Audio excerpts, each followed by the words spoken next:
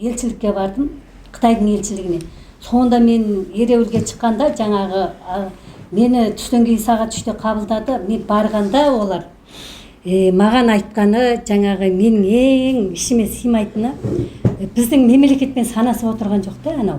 Мені кіргізіп алды, әдемілеп диванына отырғызды, мен отырдым, ол да айтты, біз сені құрметтеп диванымызға отырғызып жатырмыз, мынау біздің жеріміз болады деді.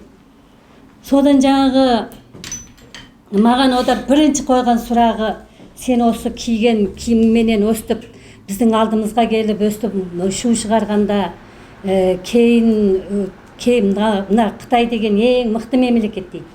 Ең мықты мемлекет дүние жүзі бойынша.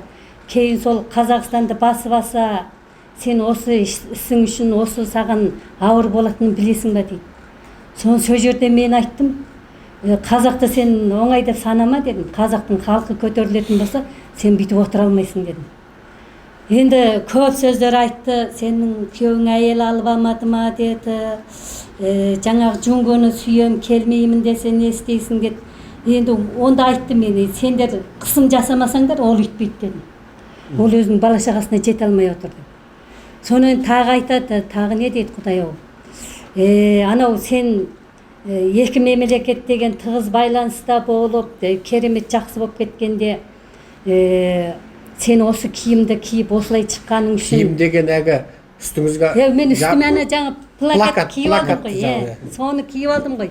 Соны киіп алдына келдім ғой. Сол киімің сонда екі мемлекет тығыз байланыста болып, Қазақстандағы бүтін балалар жаңағы Қытайдың қалаларына барып оқиды. Сонда сенің немерең, анау менің арғы немеремнің шөберелері сонда Қытайға барып оқи алмайтын болып тұр да жаңағы. Соны сөйтіп айттым өзі? Өзі сөйтіп айтты. Сонда сен ана химияда боласың деді ма? Қара тізімдікте боласың деді.